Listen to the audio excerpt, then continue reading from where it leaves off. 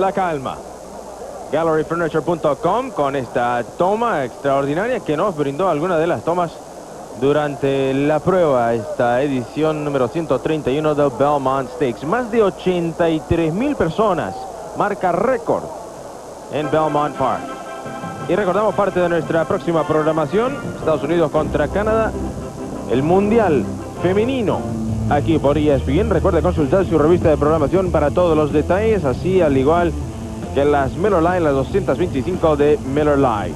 Esto desde Milwaukee. Lemon Drop Kid, montado por José Santos. Superó una cuesta imposible el hombre al ganar aquí en Belmont.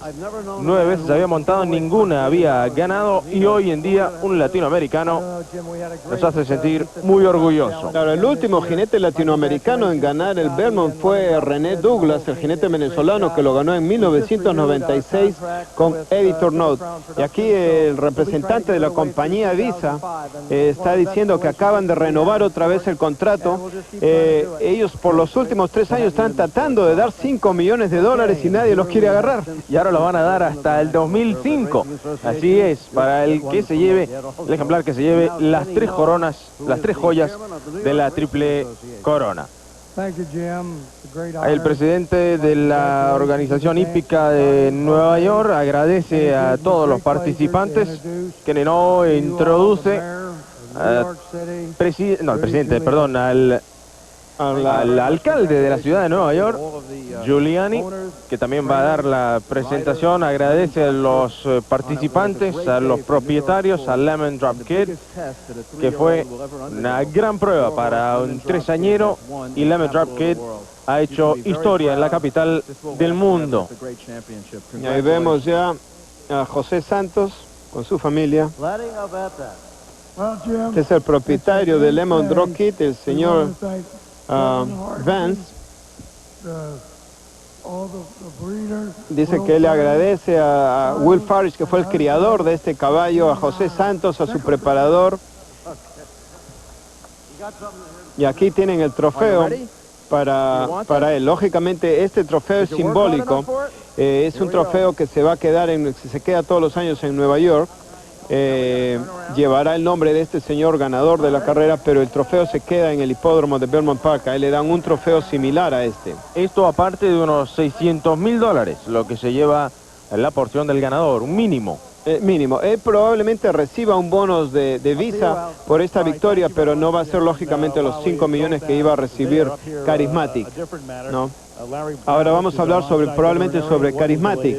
Ok, ¿cuál es la...? Dice, él está en su pesebrera. Él está un poco sentido, bueno, él está bien.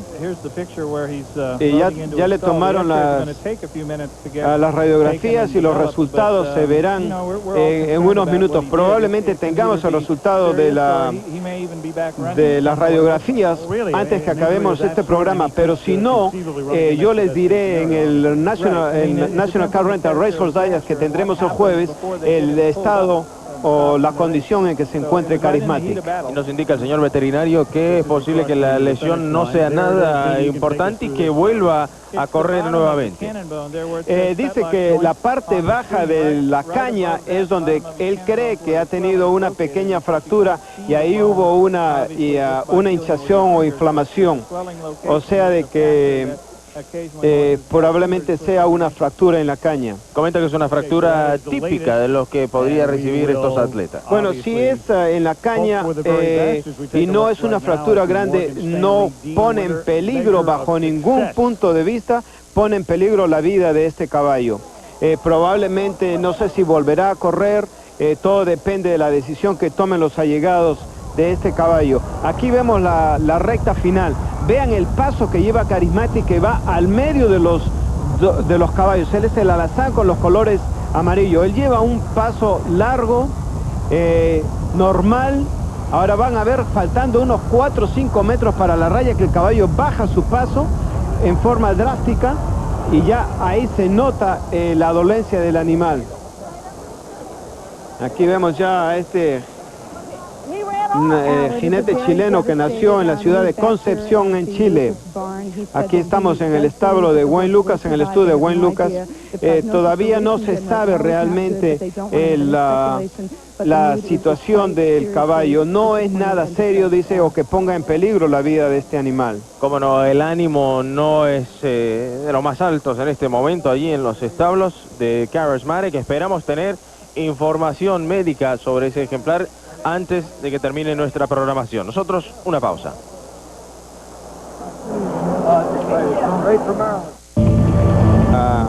La lesión de este campeón, ¿no?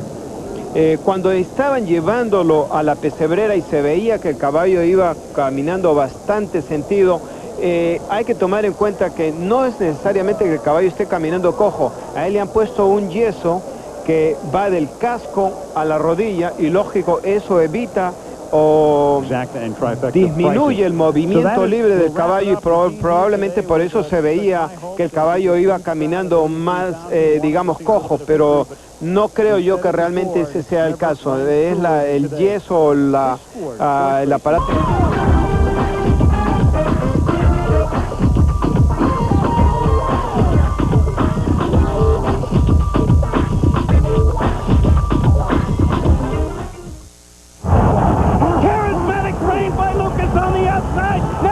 Running 1-2. Charismatic on the outside. Takes command. On the inside, can't see.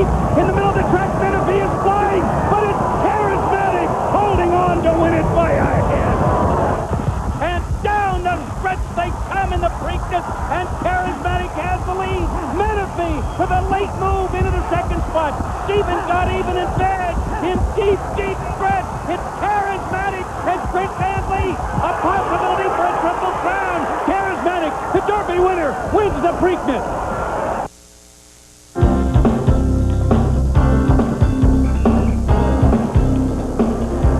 And welcome to Belmont Park on ESPN2 for our Triple Crown Highlights show. As you saw, it was 2 down, 1 to go for Charismatic, trying to become the first Triple Crown winner in 21 years. ABC's Dave Johnson picks up the call.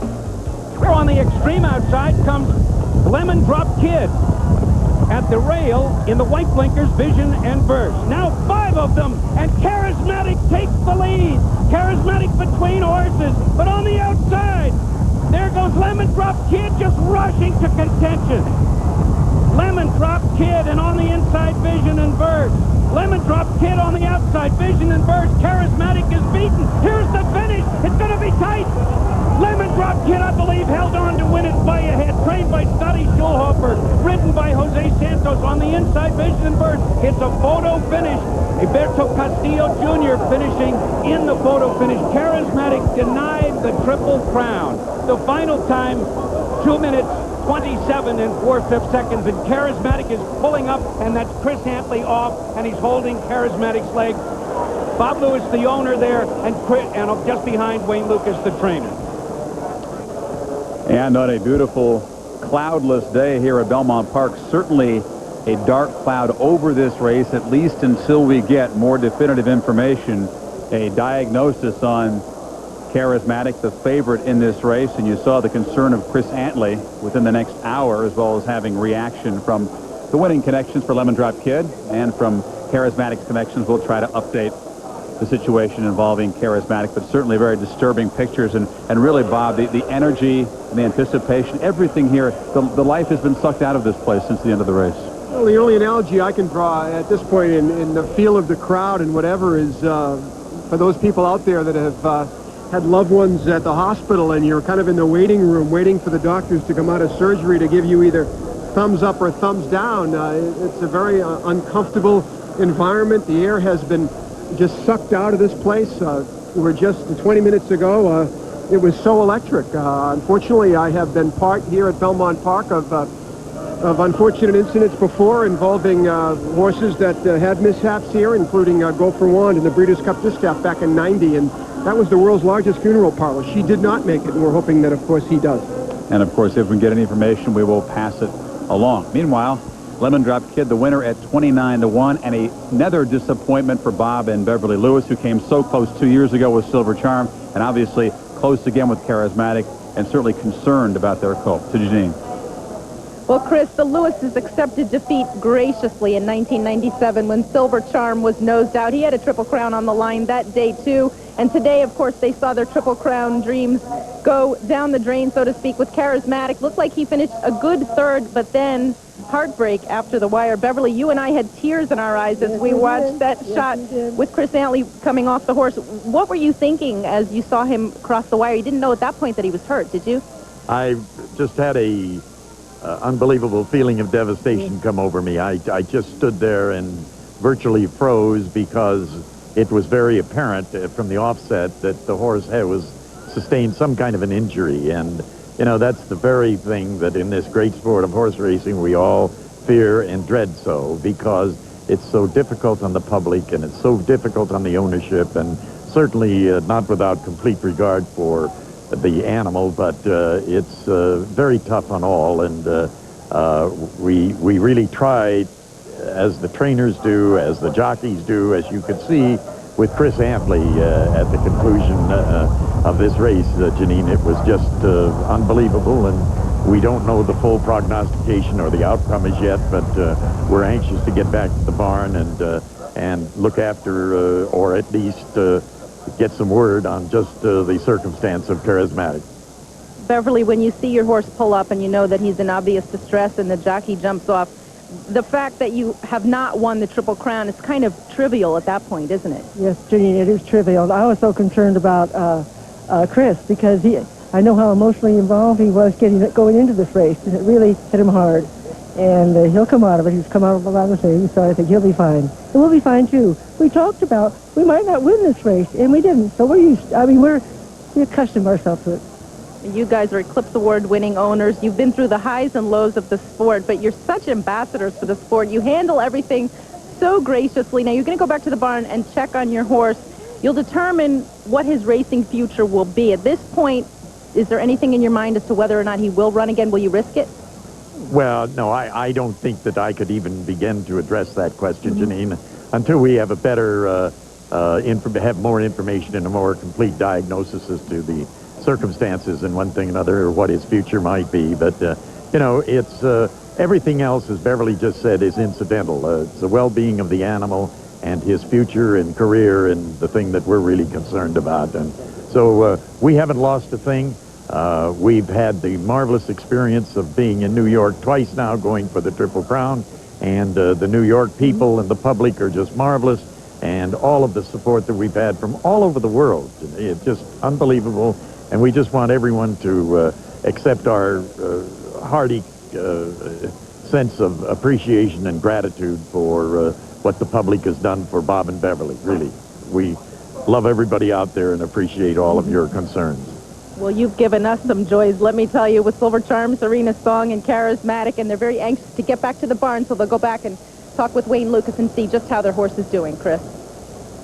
Janine, thank you. As always, gracious and classy, win or lose. And if we do get any more information on Charismatic, of course, we'll pass it along.